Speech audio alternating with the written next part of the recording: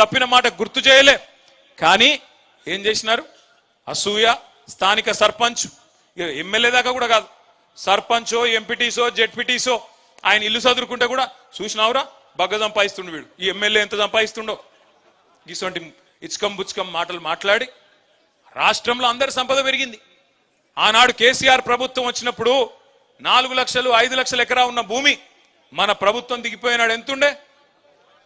50 లక్షలు అయింది, కొన్ని కాడ ₹1 కోటి కూడా అయింది. మరి అందరి సంపద పెరిగినప్పుడు ఒక టీఆర్ఎస్ సంపద మాత్రం పెరగొద్దట. ఒక టీఆర్ఎస్ సంపద పెరగొద్దు, కాంగ్రెస్ ఉంది పెరగాలి, బీజేపీ ఉంది పెరగాలి, అందరు బాగుపడాలి, కానీ టీఆర్ఎస్ వాడు తెల్లంగా వేసుకుంటే మాత్రం మంచిది కాదన్నట్టు విష ప్రచారం చేసినారు. కేసీఆర్ అహంకారం అని, దొరాని, ఇదని అదని అడ్డం పొడుగు మాట్లాడి, యూట్యూబ్లో పనికిమాలిన చెత్త మాట్లాడి, పనికిమాలిన తిట్లని తిట్టి, ఇష్టం వచ్చిన విష ప్రచారం చేసి ఇవాళ అదే యూట్యూబ్ వాళ్ళని గుడ్డలు కూడా తీసుకొడతా అంటున్నాడు ముఖ్యమంత్రి. ఏ యూట్యూబ్ని అడ్డం పెట్టుకొని ముఖ్యమంత్రి అయిండో ఈ సన్నాసి రేవంత్ రెడ్డి, ఇవాళ అదే యూట్యూబ్ వాళ్ళనట గుడ్డలు కూడా తీసుకొడతారట ఆయన దగ్గరికి వస్తే. అంటే ఆయన కాడికి వస్తేనే అన్ని గుర్తొస్తున్నాయి.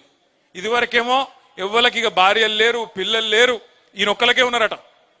ఇదివరకేమో ఎవరిని పడతా వాళ్ళని ఏది పడతా అనొచ్చు. ఒక్కొక్క కాన్స్టిట్యున్సీకి వచ్చి ఒక్కొక్క నాయకుడిని ఎంత అన్యాయంగా, ఎంత నీచాతి నీచంగా, ఎంత నికృష్టంగా, మాట్లాడలేని భాషలో వికృతంగా మాట్లాడి ప్రజల మనసులు ఖరాబ్ చేసి, నెత్తి ఖరాబ్ చేసి, లేని ఆశ పెట్టి, దురాశ పెట్టి అధికారంలోకి వచ్చినాం. ఇంకా ఘోరం ఏంటంటే నేను ఆ డిప్యూటీ సీఎం మాట్లాడుతుంటే నవ్వాలనో ఏడవాలనో తెలియదు. ఆయన ఇది ఉత్కృష్టమైన బడ్జెట్ అట, అద్భుతమైన బడ్జెట్ అట. నాకు ఒకటే గుర్తొచ్చింది, ఈ మధ్యన దేశపతి శ్రీనివాస్ గారని మన ఎమ్మెల్సీ ఉంటాడు, ఆయన ఒక మంచి పాట రాసిండు, గోవింద గోవింద 6 గ్యారంటీలు గోవింద అని. చూసి ఇన్నరా ఎప్పుడైనా పాట? అది తులం బంగారము, రైతు బంధు, అది మొత్తం గుర్తొచ్చింది నిన్న నాకు. ఒక్కటంటే ఒక్క పథకం లేదు నిన్న బడ్జెట్లో.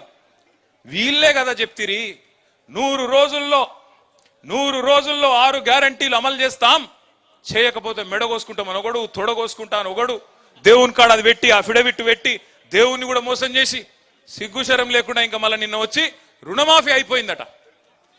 అయిపోయిందా రుణమాఫీ? పోయా నిన్న అడిగినాం అసెంబ్లీలో, నేను ఒక్కరిని అడగలే. పోయినసారి నేను అడిగిన, నిన్న పాపం పల్లరాజేశ్వర రెడ్డి అడిగిండు, ఇదివరకు జగదీష్ అన్న అడిగిండు, మొన్న కౌశిక్ అడిగిండు. ఒక్కరు కాదు అందరం అడుగుతున్నాం. అరే ఒక్క ఊరుకోదాం పారబో, ఏ ఊరంటే ఆ ఊరు నీ ఇష్టం. ముఖ్యమంత్రి సొంతూరా, డిప్యూటీ సీఎం సొంతూరా, ఏ ఊరో మీ ఇష్టం. పోదాం. ఒక్క ఊళ్ళోనన్న రైతులు అందరూ ఒక్క కాడ కూర్చొని మాది అయిపోయిందిరా భయ్ మా రుణమాఫీ అంటే ఆడనే వారేసిపోతాం మా పదవులు అంటే అవతలకెళ్ళి సపోర్ట్ లేదు, స్టడీ లేదు. అంటే ఎంత అన్యాయమైన మాటలు అంటే 49,500 కోట్ల కాడ మొదలైంది రుణమాఫీ కథ. అధికారంలోకి రాగానే కాంగ్రెస్ వాళ్ళు ఎంత కావాలి రుణమాఫీకి అని అడిగినారు బ్యాంకర్లను పిలిచి. వాళ్ళు చెప్పారు దాదాపు 50,000 కోట్లు కావాలి సార్, 49,500 కోట్లు కావాలని చెప్పినారు. 3వ రోజుకే ముఖ్యమంత్రి గారు మైకు పట్టుకొని ఏముంది 40,000 కోట్లు ఒక్క సంవత్సరం కడుపు కట్టుకుంటే కట్టి పారేస్తా అన్నాడు.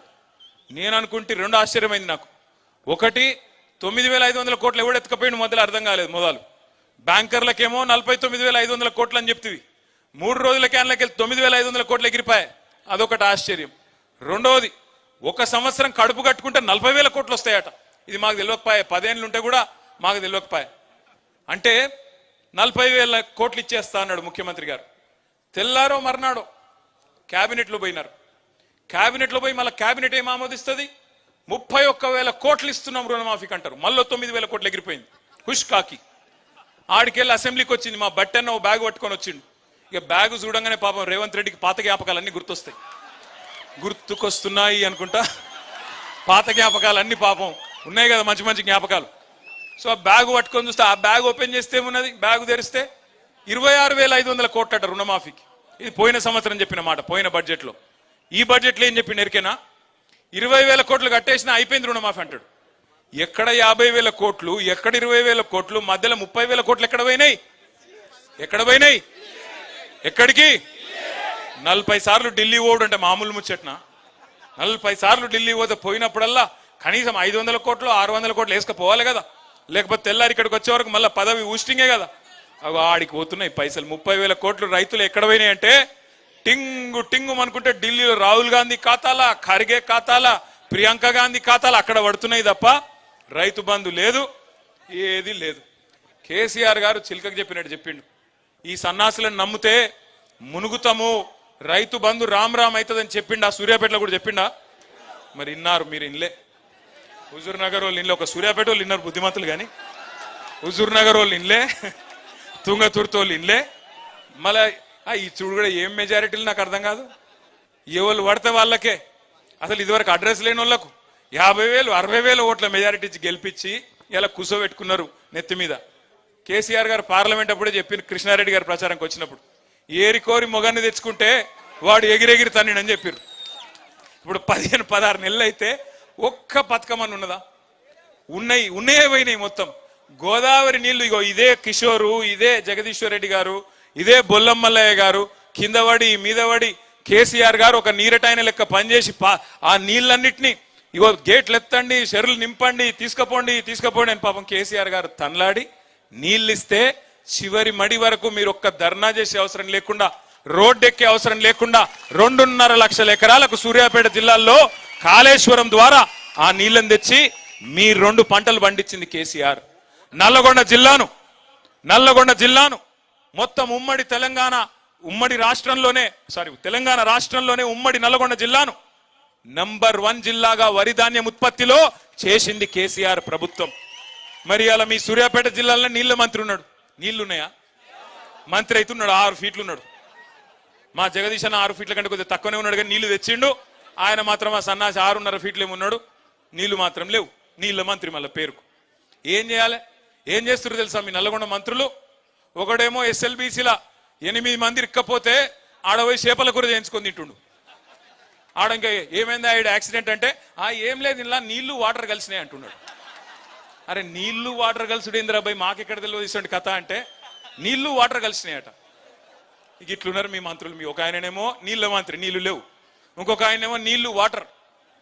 ఇంత గొప్పలను ఎన్నుకున్న నల్లగొండ చైతన్యానికి హృదయపూర్వకంగా వందనం. నేను మిమ్మల్ని కోరేది ఒకటే, బాధపడేది ఏం లేదు. పోయింది అధికారమే, ప్రజల అభిమానం పోలేదు. ఇదే గులాబీ జెండా తిరిగి రావాలి, కేసీఆర్ ముఖ్యమంత్రి కావాలి అనే మాట ఇవాళ ప్రతి గుండెలోంచి వినబడతా ఉన్నది. ప్రతి గుండె చప్పుడు. మేమందరం తిరుగుతున్నాం.